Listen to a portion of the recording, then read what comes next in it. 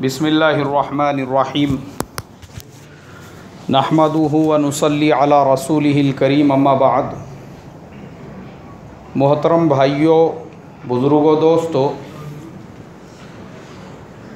अल्लाह के फ़ज़ल व करम से आज हमने 27वीं तरावीह मुकम्मल की, लेकिन तफ़सीर इंशाअल्लाह हम लोग 24वें पारे की सुनेंगे। 24वां जो पारा है,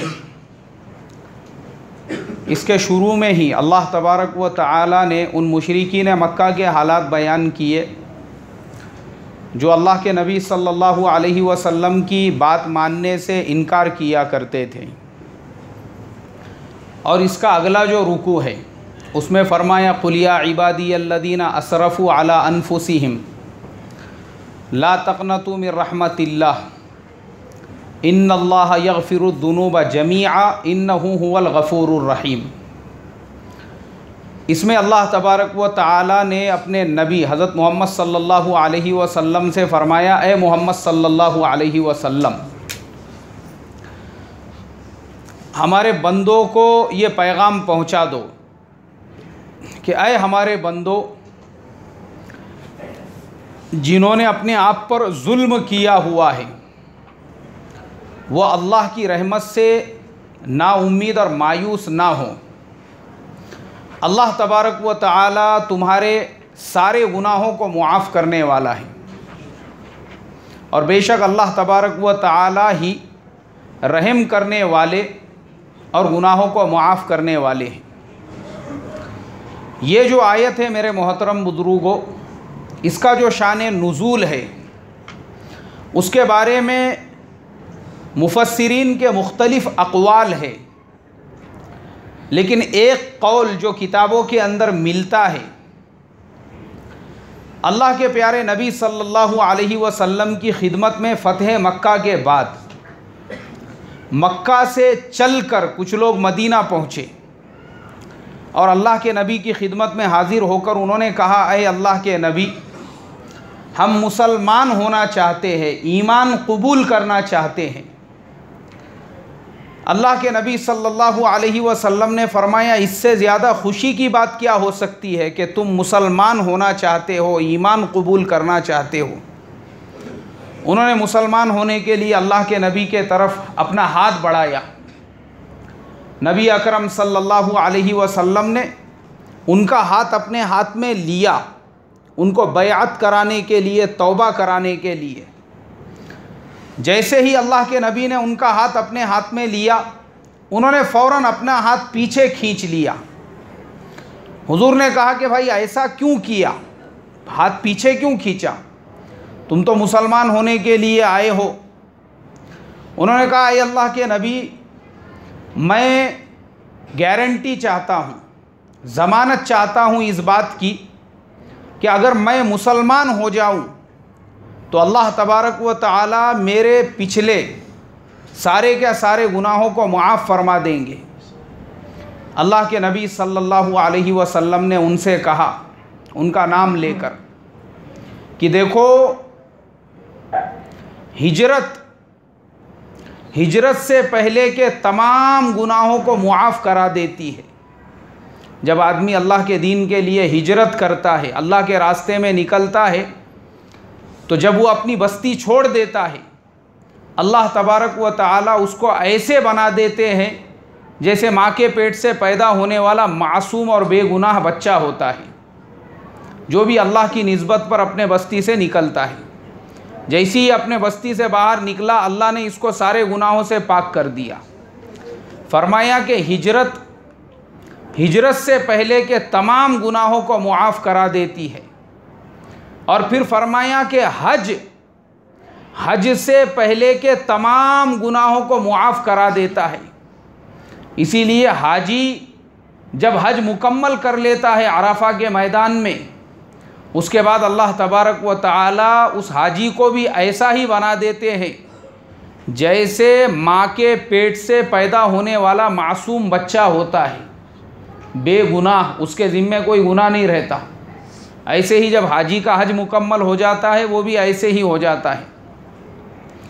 तीसरी चीज़ अल्लाह के नबी ने फरमाया कि जब कोई बेईमान जो अभी तक मुसलमान नहीं था, ईमान वाला नहीं था, वो ईमान में दाखिल होता है और ईमान को कबूल करता है, तो जब वो ईमान को कबूल करता है, अल्लाह तबारक व तआला ईमान से पहले के सारे क्या सारे गुनाहों को, सारी क्या सारी लग़ज़िशों को भी माफ़ कर देते हैं।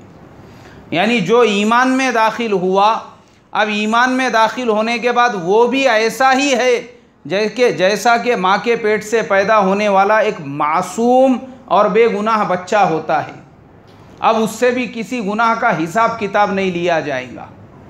तो अल्लाह के नबी ने उनको 3 बशारतें दी। कहा कि अल्लाह के रास्ते में हिजरत करने वाला, हज करने वाला, ईमान कबूल करने वाला, तीनों को अल्लाह मासूम बना देते हैं।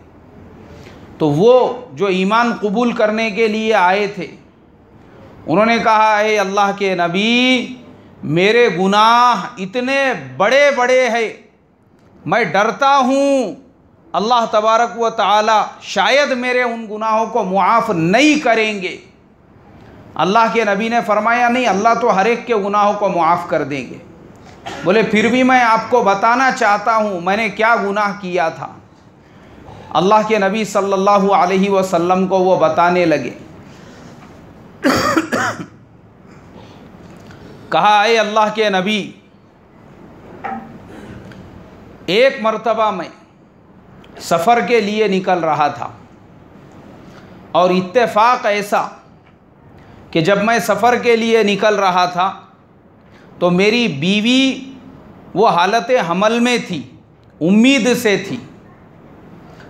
मैं सफ़र में निकल गया।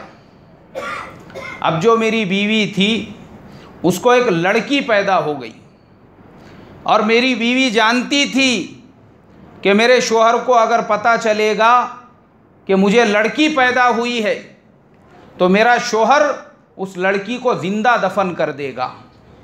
इसलिए बोले मेरे बीवी ने वो पैदा होने वाली जो लड़की थी उसको पड़ोस वालों के घर में रखना शुरू कर दिया ताकि वो पड़ोस वालों से मानूस हो सके। और एक ज़माना ऐसे ही गुज़रा, क्योंकि पहला ज़माना ऐसा था, लोग सफ़र पे जाते थे तो वो सफ़र हफ्ते 15 दिन का नहीं होता था, बल्कि महीनों का सफ़र होता था। जाने में महीने, आने में महीने, फिर वहाँ पे तिजारत वगैरह करते थे, उसमें महीनों, ऐसा 1-1 साल का सफ़र हो जाता था।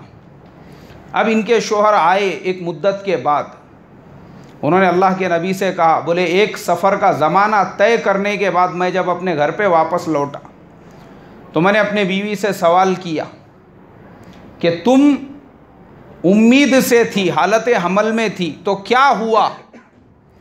बोले मेरी बीवी कहने लगी कि हमारी औलाद जो थी वो पैदा होने के बाद में उनका इंतकाल हो गया, हमारी औलाद बाकी नहीं रही।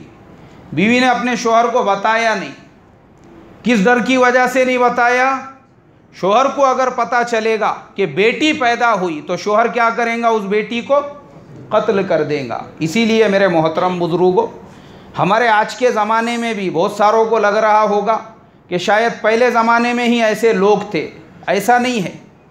हमारे आज के ज़माने में भी अल्लाह ने बेहतरीन मकानात अता फ़रमाए हैं, बड़े बड़े कारोबार अता फ़रमाए हैं, दुकानें अता फ़रमाई है, पैसा है, दौलत है, सब कुछ है। अगर एक बेटी नहीं 10 बेटियां भी पैदा हो जाए, उनको अच्छे से अच्छा खिला सकते हैं, पाल सकते हैं, पढ़ा सकते हैं, उनकी शादी करके दे सकते हैं। उसके बावजूद अगर बेटी पैदा हो जाए, घरों में ऐसे मातम मनाना शुरू कर देते हैं जैसे किसी की मौत हो गई है, इंतकाल हो गया घर के अंदर। एक रास्ते से मुझे जाने का मौका मिला, मैंने देखा एक बड़े भी, उनकी उम्र मुश्किल से 65-70 साल होंगी, वो चिल्ला चिल्ला के रो रहे हैं दरवाजे के अंदर बैठ के, अल्लाह मियाँ हमारे साथी जैसा होने का था क्या, ऐसा ज़ोर ज़ोर से।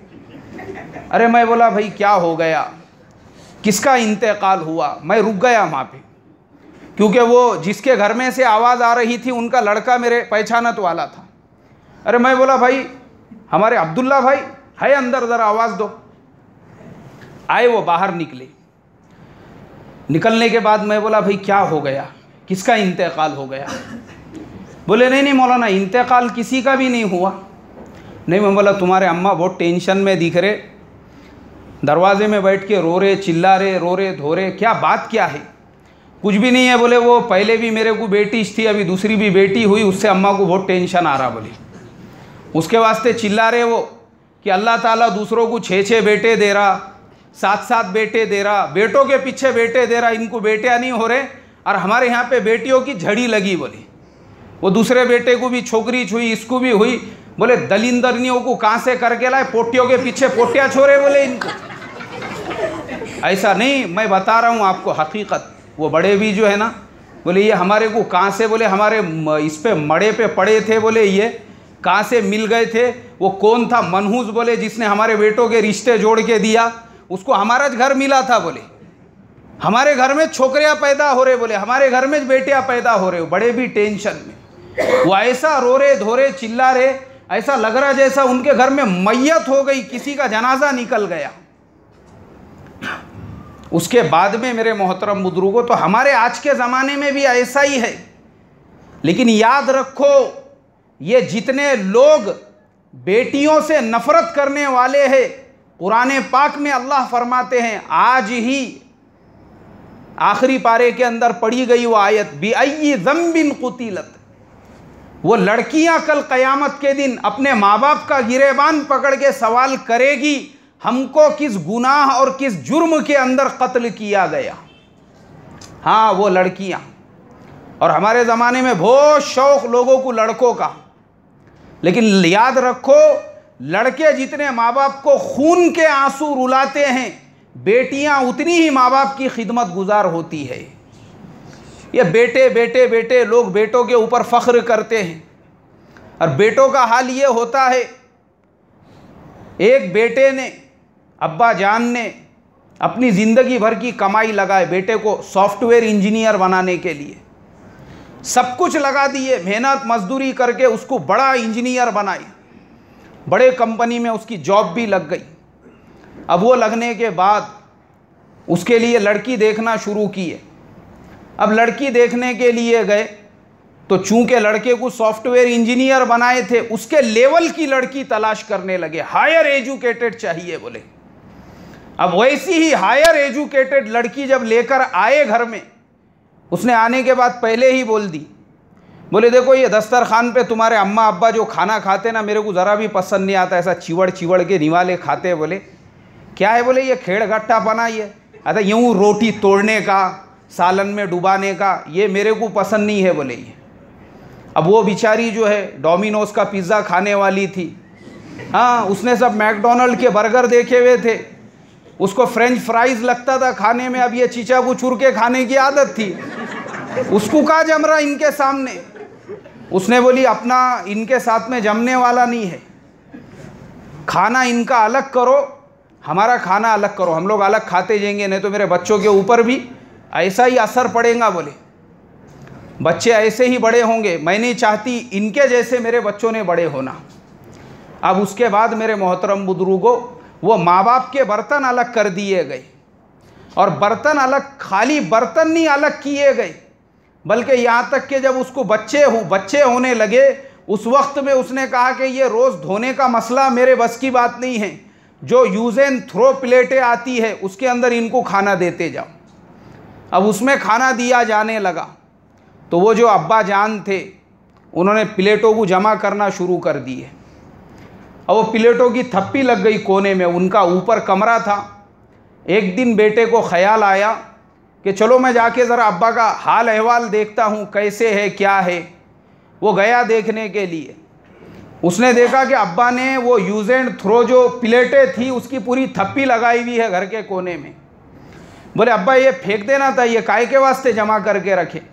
नहीं, बोले बेटे जब तेरा टाइम आएगा ना, नवे ख़रीदने की ज़रूरत नहीं पड़ेगी। बोले ऐसा मत समझ कि तूने हमारे साथ में जो सुलूक करा, तेरी औलाद तेरे साथ में नहीं करने वाली है, तेरी औलाद भी तेरे साथ वैसा ही सुलूक करेंगी।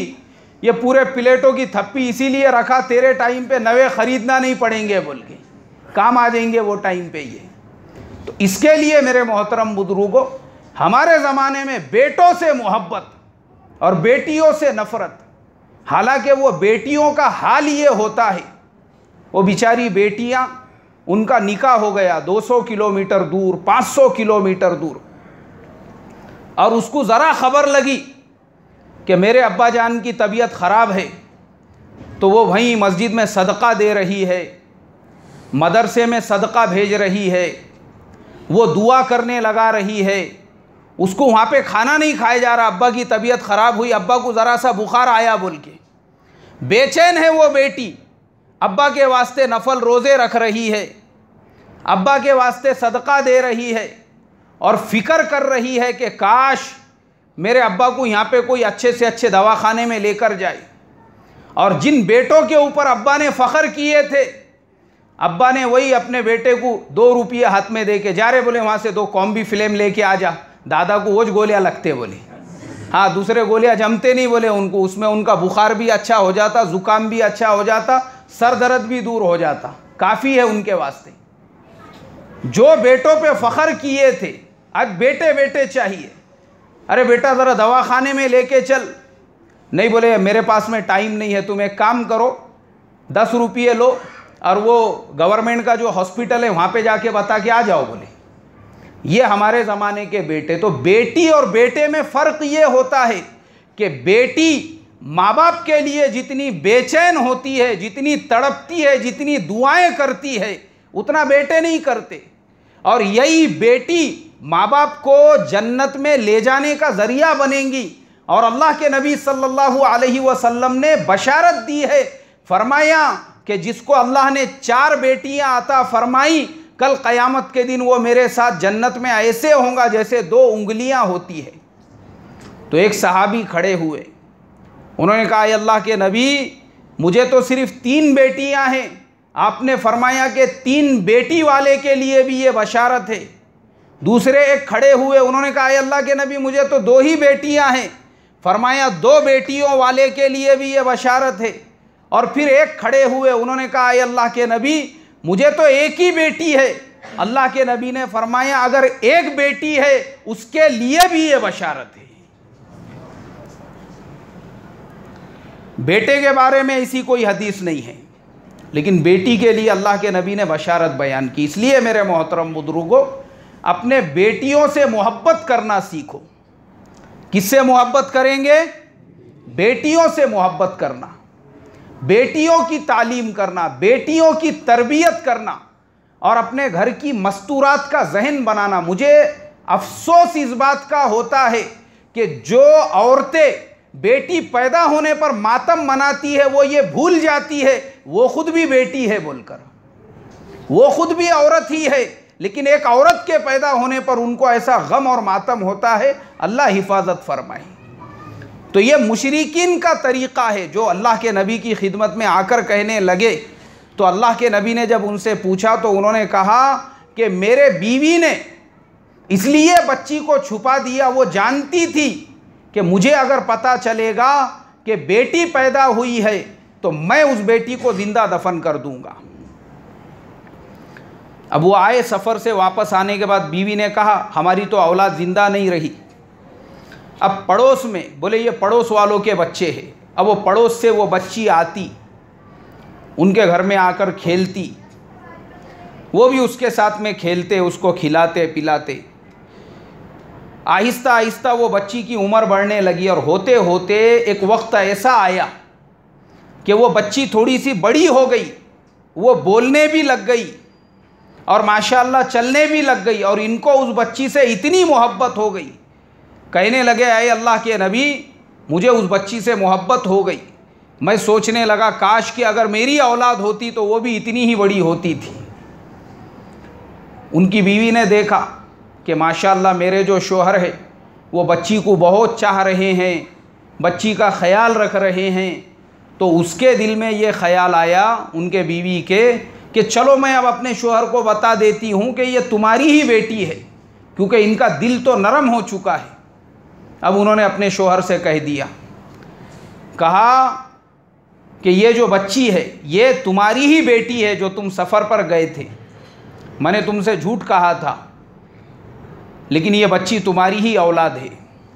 तो वो कहने लगे, अय अल्लाह के नबी सल्लल्लाहु अलैहि वसल्लम, जब मैंने ये सुना कि ये मेरी ही औलाद है और मेरी ही बेटी है,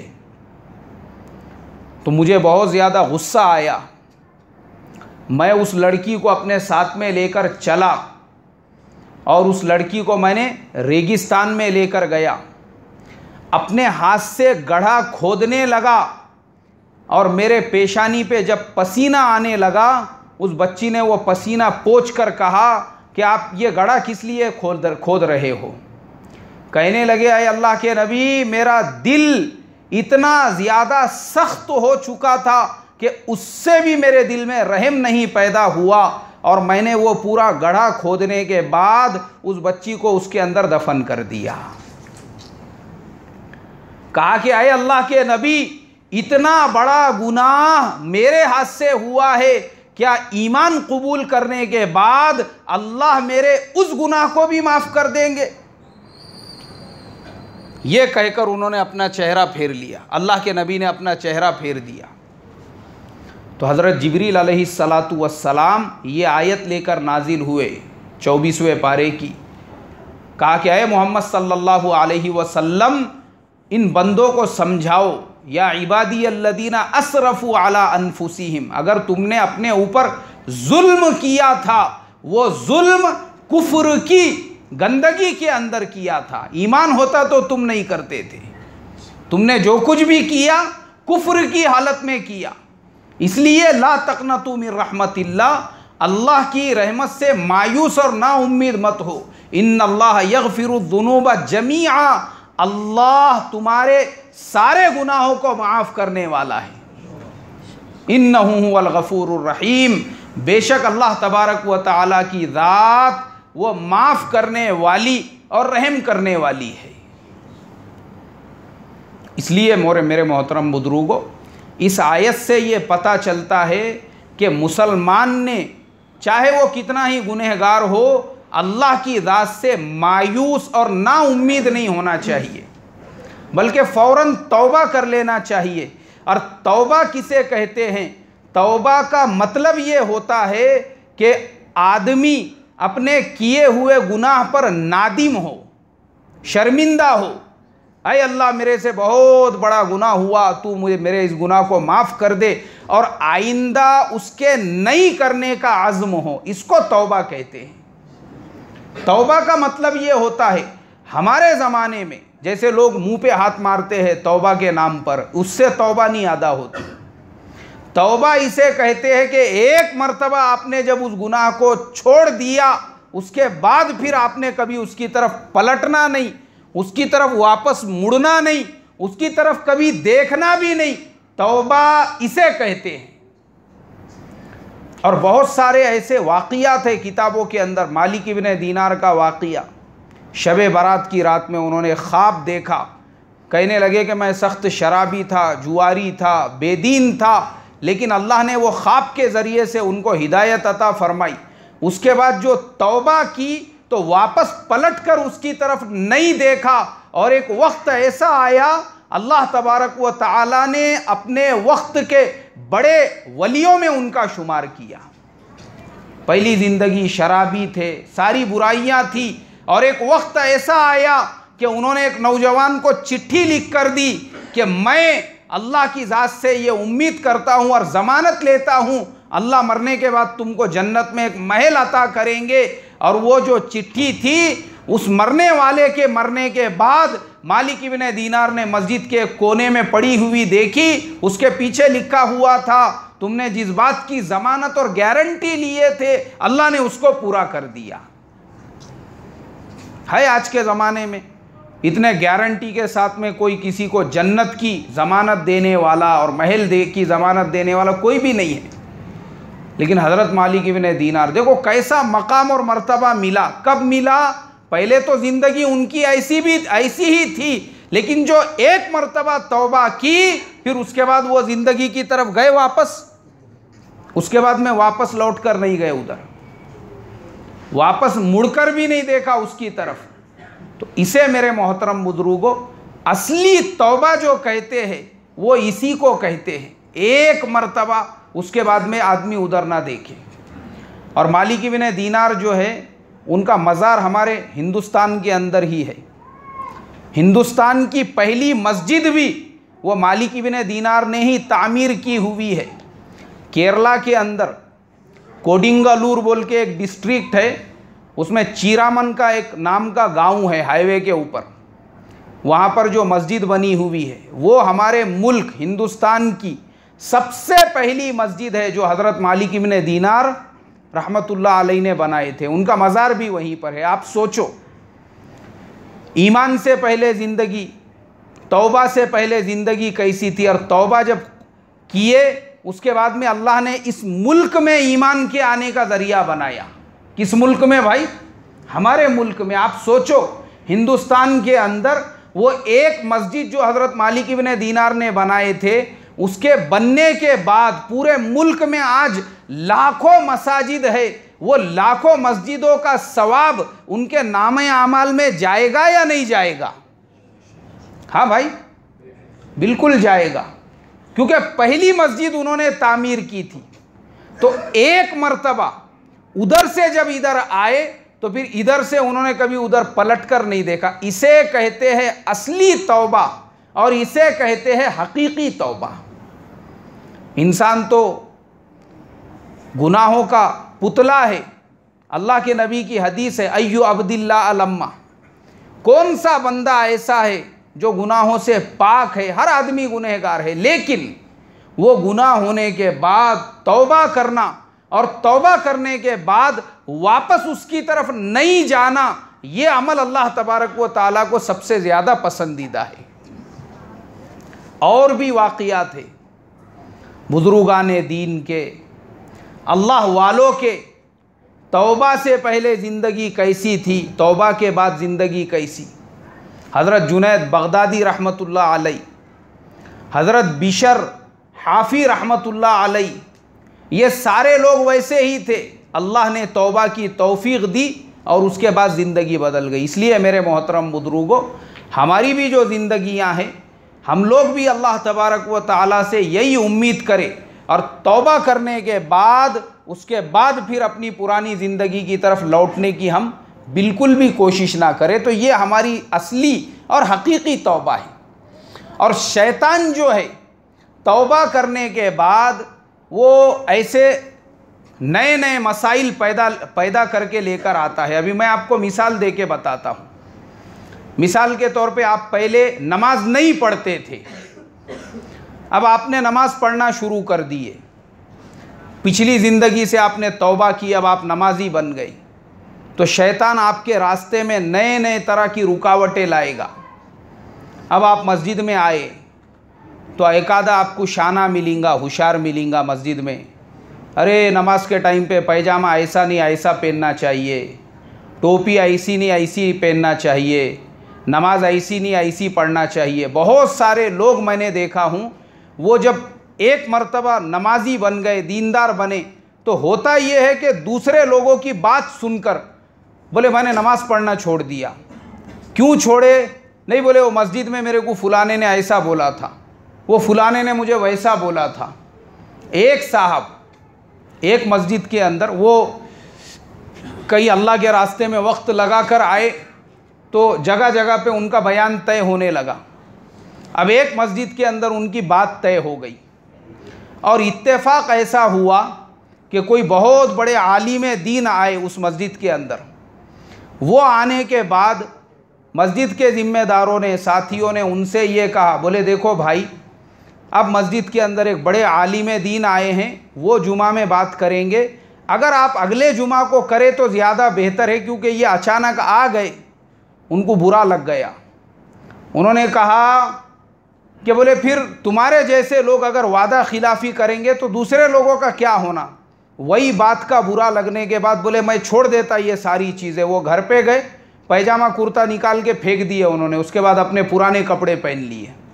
क्या फ़ायदे का, बोले मेरा सुधर के। तो ये छोटी छोटी जो चीज़ें हैं ना, ये छोटी छोटी बातें, ये शैतान जानबूझ के आपको हिदायत के रास्ते से हटाने के लिए लाएगा। मगर आपको एक मर्तबा जब अल्लाह ने हिदायत दे दिया, अब आपकी जिम्मेदारी है अपन ने मजबूती से उस पर क्या रहना भाई, जमे हुए रहना, जमे हुए रहना। बहुत सी रुकावटें आएंगी। आप नमाजी बनेंगे तो लोग बुरा कहेंगे, आप बुरा काम करेंगे तो कोई बुरा नहीं कहेगा। दीनदार बनोगे तो लोग ताने देंगे, आप सर पे टोपी पहनना शुरू कर दोगे तो भी लोग आपको बुरा कहेंगे। ये सारी चीज़ें आएंगी, लेकिन अब आपका काम ये बनता है ये सारी रुकावटों के दरमियान में मजबूती के साथ आप अपनी बात के ऊपर जमे रहे, इसलिए कि आपने जो माहौल से तौबा की और ये अच्छे माहौल में आए। अब इस अच्छे माहौल में शैतान आपको जमने नहीं देगा, वो नई नई चीज़ें लाएगा बीच में, तो आपको उसका मुकाबला करना पड़ेगा। और जब आप उसका मुकाबला करके इस काम के ऊपर जम जाओगे, उसके बाद अल्लाह की मदद और अल्लाह की नुसरत आप अपनी आंखों से देखोगे। जैसे मैंने मालिक इब्ने दीनार के वाक़ये से आपको समझाया कि मालिक इब्ने दीनार दीनदार बनने से पहले कैसे थे, लेकिन बन के जब जम गए तो अल्लाह ने वो मकाम और वो मर्तबा अता किया कि चिट्ठी पे लिखकर ज़मानत ले रहे हैं तो अल्लाह उनकी ज़मानत को पूरा कर रहा है। अब उसके बाद मेरे मोहतरम बुजुर्गों, 24वें पारे में हम आगे बढ़ते हैं। आगे अल्लाह ने फरमाया, इन्नल्लज़ीना क़ालू रब्बुनल्लाहु सुम्मा इस्तक़ामू, बेशक वो लोग जो ये कहते हैं कि अल्लाह हमारा रब और हमारा परवरदिगार है, सुम्मा इस्तक़ामू, उस पर मजबूती से जम जाते हैं, ततनज़्ज़लु अलैहिमुल मलाइका, ऐसे लोगों के लिए अल्लाह तबारक व तआला फ़रिश्तों को नाजिल फरमाते हैं, अल्ला तख़ाफ़ू वला तहज़नू वबशिरू बिल जन्नति अल्लती कुन्तुम तुअदून, फिर ऐसे लोगों को डर की, खौफ की कोई ज़रूरत नहीं है। और अल्लाह फरमाते हैं उनको बशारत है जन्नतुल फिरदौस की, जिसका हमने उनके साथ में वादा किया है। और फिर अल्लाह फरमाते बेशक हम तुम्हारे वाली है, नहनु औलियाउकुम फिल हयातिद दुनिया व फिल आखिरा, दुनिया की ज़िंदगी में भी और आखिरत की ज़िंदगी में भी। वलकुम फ़ीहा मा तश्तही अनफुसुकुम वलकुम फ़ीहा मा तद्दऊन, तो जन्नत में अल्लाह जो तुमको नेमतें अता फरमाएंगे वो तुमने अपने ख्वाबो ख्याल में भी नहीं सोचे होंगे, और जिसका तुम्हारे साथ में वादा किया गया है। अब जन्नत में अल्लाह कैसी नेमतें देंगे, लेकिन कौन सी सिफत आने के बाद? पहली सिफत ये बयान की कि आदमी ये कहे अल्लाह के अलावा कोई नहीं, मैं तो एक अल्लाह का मानने वाला हूँ, और वो तौहीद पे जमा हुआ है। वो जमने के बाद अल्लाह फरमाते ऐसी नेमतें देंगे जिसका ख्याल भी दिलो दिमाग में नहीं आया। वो कैसी चीज़ें हैं मैं आपको बताता हूँ, अल्लाह कैसी नेमतें जन्नत के अंदर अता फरमाएंगे। आज दुनिया में हम कोई फल लेने के लिए जाते हैं, एक फल लेंगे, वो एक फल में एक फल का ही मज़ा आएगा, लेकिन जन्नती आदमी को अल्लाह जो फल अता फरमाएंगे वो एक फल में 70 फलों का मज़ा आएगा। कितने फलों का मज़ा आएगा भाई? 70 फलों का मज़ा आएगा। और जन्नती आदमी को जो महल अता फरमाएंगे अल्लाह तबारक व तआला, एक जन्नती आदमी को अल्लाह इतना बड़ा महल अता फरमाएंगे जिसमें 70,000 कमरे होंगे, और हर कमरे में 70,000 दरवाजे होंगे, और हर दरवाजे पर 70,000 फरिश्ते होंगे जो इसके लिए सलाम अर्ज़ करेंगे। सलामुन कौलन मिर रब्बिर रहीम, सूरह यासीन में हम लोग पढ़ते हैं।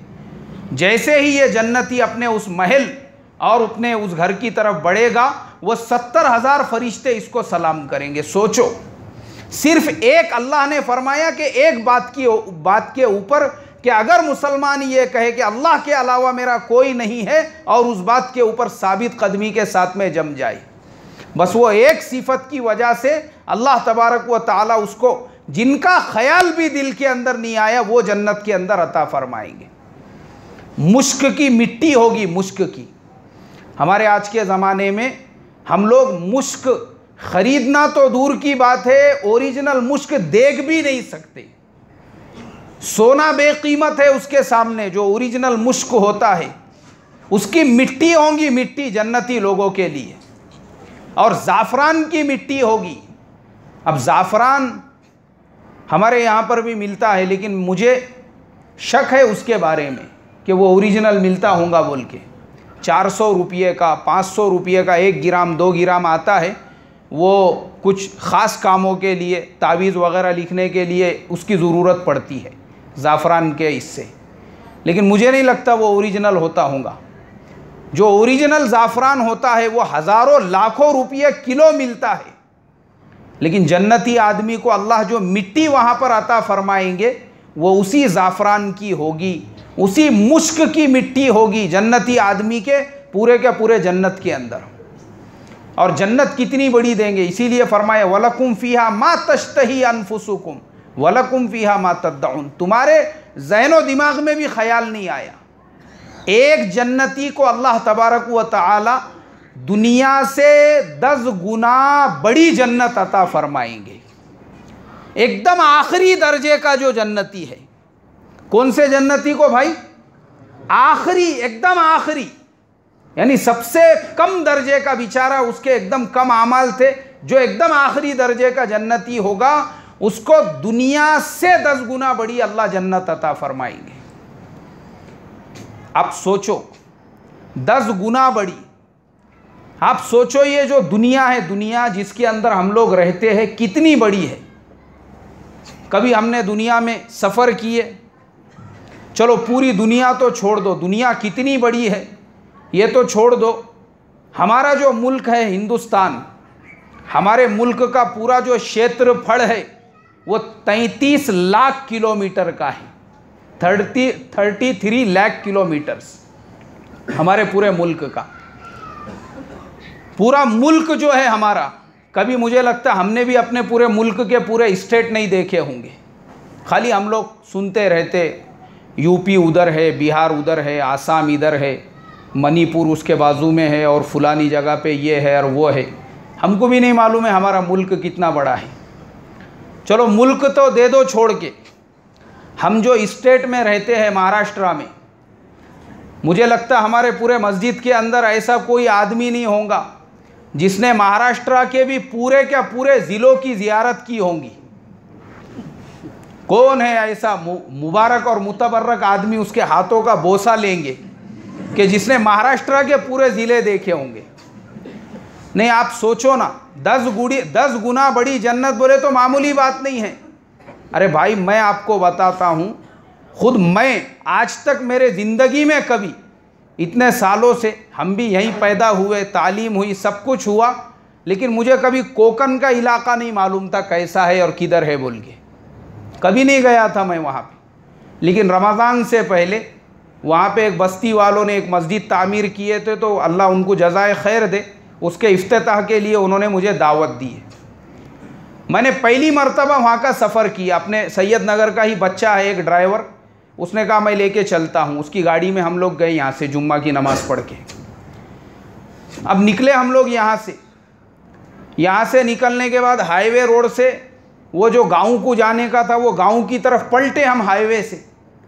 अब आप सोचो, मैं यहीं पे रहता हूँ, महाराष्ट्र में ही हम लोग रहते, हमको नहीं मालूम है कितना बड़ा है। उसके बाद जो घाट शुरू हुआ तो वो घाट ख़त्म होने का नाम ही नहीं ले रहा है। रास्ते में 2-3 मरतबा हम रुके, मैं बोला अरे भाई तहकीकात करो, इसके आगे गांव वगैरह है क्या नहीं, ये कब ख़त्म होगा ये रास्ता। चक्कर आ रहे वो गाड़ी में बैठे बैठे।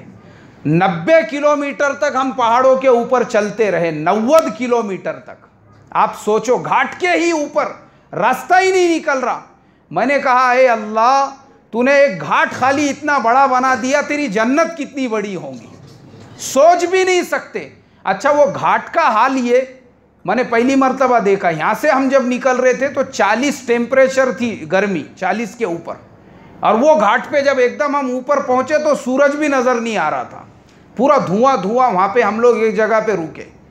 खुदा का निज़ाम देखो, इंसान इतना छोटा है, जिस ज़मीन पे रहता उसको वो ज़मीन नहीं मालूम है। आप सोचो दुनिया से 10 गुना बड़ी जन्नत कितनी बड़ी होंगी। उसके बाद हम लोग वहाँ पहुँचे तो ये सूबा छोड़ दो, हम जो ज़िले में रहते, मुझे लगता है हमको पूरा ज़िला भी नहीं मालूम होगा कितना बड़ा है। ज़िला छोड़ दो, जो शहर के अंदर हम लोग रहते, मुझे लगता है हमको ये भी पता नहीं है कि हमारा अपना शहर कितना बड़ा है। अल्लाह तबारक व ताला ने जो दुनिया से 10 गुना बड़ी जन्नत बनाई है, इंसान उसकी कहाँ से भरपाई कर सकेगा? कितनी बड़ी जन्नत होगी। अच्छा, जन्नत में दरख्त जो होंगे वो हमारे जैसे नहीं होंगे। उलमा ने लिखा है, अल्लाह के नबी की हदीसें है, एक एक दरख्त जो होगा उसका साया इतना लंबा होगा कि घोड़ा उसके नीचे यानी साये में 500 साल तक चलता रहेगा तो भी वो दरख्त का साया ख़त्म नहीं होगा। जन्नत के दरख्त ऐसे होंगे और पत्ते काय के होंगे, सोने और चांदी के पत्ते होंगे जन्नत के दरख्तों के। अल्लाह ने ऐसा बनाया होगा जन्नती इंसान के लिए। और फल कैसे होंगे? एक टाइप का, एक नमूने का फल नहीं होगा, बल्कि जिस दरख्त पे आपके दिल में जो ख्याल आ गया, अल्लाह वो फल आपको अता फरमाएंगे। ऐसे फल अल्लाह तबारक व ताला ने जन्नत के अंदर बनाए हैं।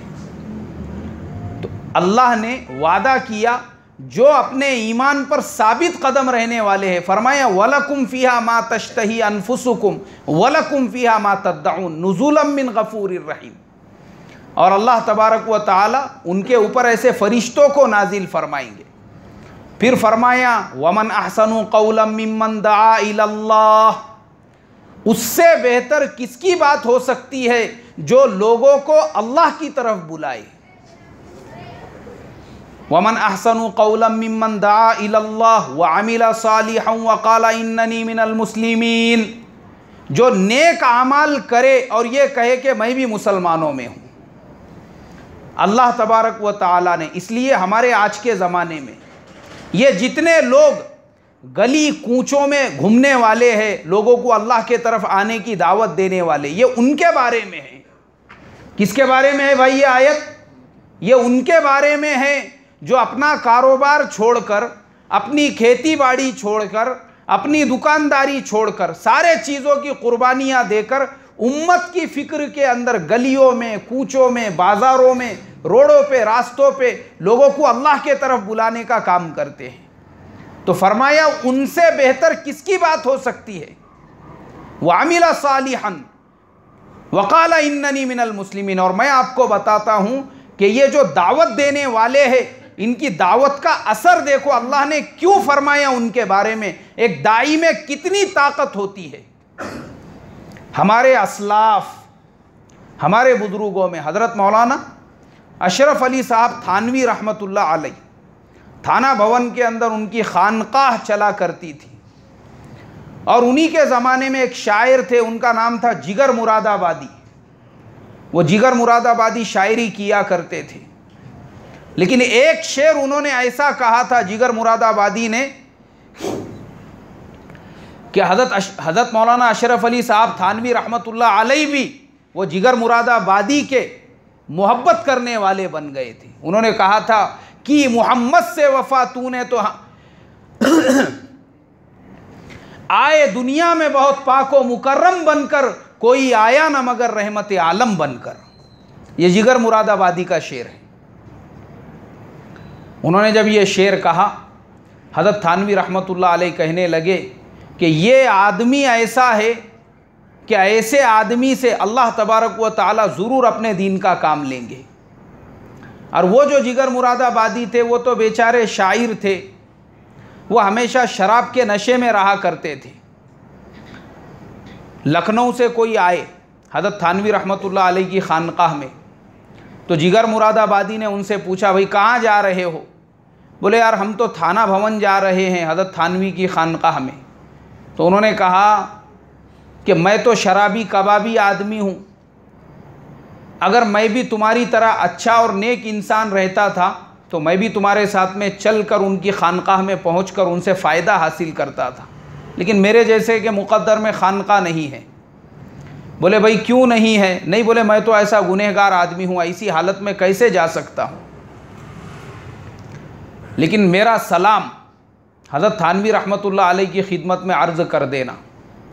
अब वो जो लखनऊ से आने वाले मेहमान थे हज़रत थानवी रहमतुल्लाह अलैह की खिदमत में पहुँचे और थोड़े दिनों के बाद उनको ख़याल आया, उन्होंने कहा कि हज़रत मैं आपकी खिदमत में एक सलाम पहुँचाना भूल गया। हमारे लखनऊ के अंदर बहुत बड़े शायर है जिगर, उन्होंने आपके खिदमत में एक सलाम अर्ज़ किया है। हज़रत थानवी रहमतुल्लाह अलैह ने उनको जवाब दिया और जवाब देने के बाद कहा कि काश वो भी आपके साथ आते तो हमको उनकी ज़ियारत का मौका मिल जाता। तो वो सुनने वाले जो थे उन्होंने ये कहा कि हज़रत आना तो वो भी चाहते थे, लेकिन उनके अपने तबीयत की वजह से वो आपके खिदमत में नहीं आ सके। उन्होंने कहा कि मैं तो शराबी कबाबी जुआरी इंसान हूँ और मेरी ज़िंदगी में ये सारी बुराइयाँ हैं, मैं हज़रत की खानकाह में जाके कैसे रह सकता हूँ। हज़रत थानवी रहमतुल्लाह अलैह ने फरमाया कोई बात नहीं है, अगर वो उस हालत में भी हमारी खानकाह में आ जाते हम उनके लिए रहने का इंतज़ाम कर देते थे। देखो मेरे मोहतरम बुज़ुर्गों, हमारे जो बड़े हैं उनका ज़र्फ़ कितना बड़ा, उनका दिल कितना बड़ा। हमारे ज़माने में अगर हमको किसी के बारे में पता चले कि ये फ़लाने आदत का शिकार है या फ़लाना गुनहगार है, हम उससे मिलना गवारा नहीं करते, उसको दावत देना गवारा नहीं करते, उसके घर पे जाना गवारा नहीं करते। और यहाँ हमारे बड़ों का हज़रत थानवी रहमतुल्लाह अलैह ने कहा उनको लेकर आ जाते तो लाने के बाद में वो भी हमारी खानकाह में रह सकते थे। अब ये जब वापस पहुँचे, इन्होंने जिगर मुरादाबादी को वो सारी तफसीलें बताई और कहा कि मैंने हज़रत थानवी की खिदमत में आपका सलाम अर्ज़ किया था, उन्होंने भी आपको सलाम कहा है और ये कहा है कि आप अगर इस हालत में भी आ जाते तो कोई हरज नहीं था। अब वो बेचारे दहाड़े मार मार के रोने लगे, अल्लाह से तौबा इस्तिग़फ़ार करने लगे और कहा है अल्लाह तेरे इतने बड़े वली यानी हज़रत थानवी कौन थे? वो पिछले सदी के हकीमुल उम्मत थे, 1500 के करीब उन्होंने किताबें लिखी है और इस उम्मत के अंदर एक नई रूह फूकने का काम किया है। मामूली इंसान नहीं थे। उन्होंने जब इनको सलाम कहा, उन्होंने कहा आए अल्लाह आज के बाद मैं इस शराब को हाथ भी नहीं लगाऊंगा। छोड़ दिए उन्होंने शराब। अब वो एकदम से वो छोड़ने की वजह से तबीयत ख़राब हो गई, इस हाल की शिकायत हो गई, बार बार लूज़ मोशन होने लगे। यहाँ तक नौबत पहुँची हकीमों ने कहा कि तुम थोड़ी थोड़ी पियो, अगर एकदम से पूरी छोड़ दोगे तो तुम्हारी जान जाने का ख़तरा है। उन्होंने कहा इस बुरी और ख़बीस आदत के साथ अगर मेरी जान भी निकल जाती है मैं ये समझूंगा अल्लाह ने मेरी मग़फ़िरत फरमा दी। वो जिगर मुरादाबादी मामूली शायर नहीं थे, उसी हालत में रहे, बीमारी की हालत में, और करते करते एक वक्त ऐसा आया मेरे मोहतरम बुजुर्गों, अल्लाह ने उनको शिफा अता फरमा दी और फिर अच्छी तरह से सेहतमंद होकर हज़रत थानवी रहमतुल्लाह अलैह की खानकाह में जब पहुँचे, अल्लाह तबारक व तआला ने अंदर से लेकर तो बाहर तक पूरी तरह से उनको मुनव्वर कर दिया, दिल को रोशन कर दिया। और जब दिल उनका रोशन हो गया उसके बाद अल्लाह के नबी की शान में उन्होंने बड़े बड़े कसीदे लिखे, बड़े बड़े अलकाब लिखे और फिर इस तरह के शेर उन्होंने लिखे कि आए दुनिया में बहुत पाको मुकर्रम बनकर, कोई आया ना मगर रहमत आलम बनकर। तो कुरान में जो कहा वमन अहसनु कौलन मिम्मन दआ इलल्लाह, उससे बेहतर किसी की भी बात नहीं हो सकती जो लोगों को अल्लाह की तरफ बुलाए। देखो अल्लाह की तरफ बुलाने का आपने काम किए तो एक शायर जो बुतों की तारीफ किया करते थे उसको अल्लाह की तारीफ करने वाला बना दिया। तो अल्लाह की तरफ बुलाने वाला जो दाई होता है उसकी ज़ुबान में वो ताकत होती है कि एक आदमी की अगर उसने ज़िंदगी बदल दिया, वो एक इंसान की ज़िंदगी नहीं होती है, बाज़ औक़ात वो पूरे इलाके की ज़िंदगी होती है, पूरे ज़िले की और पूरे सूबे की ज़िंदगी होती है। वाक़ियात है हमारे सामने। इसके लिए मेरे मोहतरम बुजुर्गों, हर मुसलमान ने लोगों को अच्छी बातों का हुक्म देना चाहिए। ये नहीं सोचना चाहिए कि मैं किसी को नमाज के बारे में बोलूँगा तो उसको बुरा लगेगा या किसी को दीन की बात समझाऊँगा तो उसको बुरा लगेगा। उसको भले बुरा लगो, लेकिन आपका काम है आप उसको अच्छी बात का हुक्म दें। और जब आप अच्छी बात का हुक्म देंगे तो लोगों को अच्छा नहीं लगेगा। आगे फरमाया, क़ौलन मिम्मन दआ इलल्लाह व अमिल सालिहन व क़ाल इन्ननी मिनल मुस्लिमीन वला तस्तविल हसनतु वला सय्यिआ इदफ़ा बिल्लती ही अहसन। अगर तुम अच्छी बातों का हुक्म दोगे, उसके बाद लोग जिनको तुम अच्छी बातों का हुक्म देंगे वो तुम्हारे साथ बुरा सुलूक करेंगे, बाज़ औक़ात तुम्हारे साथ लड़ाई झगड़े करेंगे, तो तुम उनके लड़ाई झगड़े का जवाब लड़ाई झगड़े से मत दो। इसलिए कि अच्छाई और बुराई दोनों बराबर नहीं हो सकते। इदफ़ा बिल्लती ही अहसन, उसको अच्छाई से दूर करो। और अगर तुम अच्छाई के साथ में दूर करोगे, फ़इज़ल्लज़ी बैनका व बैनहु अदावतुन कान्नहु वलियुन हमीम, जिस आदमी ने भी आपके साथ बुरा सुलूक किया था, आप अच्छा सुलूक करके उसकी बुराई को दूर करोगे, उसके बाद अल्लाह आपके और उसके दिलों के बीच में ऐसी मोहब्बत पैदा कर देंगे, उस मोहब्बत को कोई भी दूर नहीं कर सकता। जैसे मैंने अल्लाह के नबी का एक वाक़िया बयान किया था अभी 2-3 दिन पहले कि औस और खजरज के लोग आपस में लड़ने के लिए एक दूसरे के सामने खड़े हो गए। तो एक सहाबी मालिक इब्न दुख्शम वो कहते थे, अल्लाह के नबी से ज़्यादा मुझे किसी से नफ़रत नहीं थी, लेकिन जब अल्लाह के नबी ने दोनों को मिलाया उसके बाद कहने लगे कि अल्लाह के नबी से ज़्यादा मोहब्बत मेरे दिल में किसी की नहीं रही। तो ऐसा अल्लाह नफ़रत को दूर करके दिलों में मोहब्बत को भर देंगे। तो ये जो आयतें हैं मेरे मोहतरम बुजुर्गों, ये 24वें पारे की तफसीर मुकम्मल हुई। इंशाअल्लाह अभी शब क़दर के बारे में भी मुख्तसर सा कि शब क़दर में हमने क्या इबादतें करना चाहिए, इस रात को कैसे गुजारना चाहिए, अभी हमारे सामने आएगा। अब तक जो कहा गया अल्लाह मुझे आपको अमल की तौफ़ीक़ अता फ़रमाए।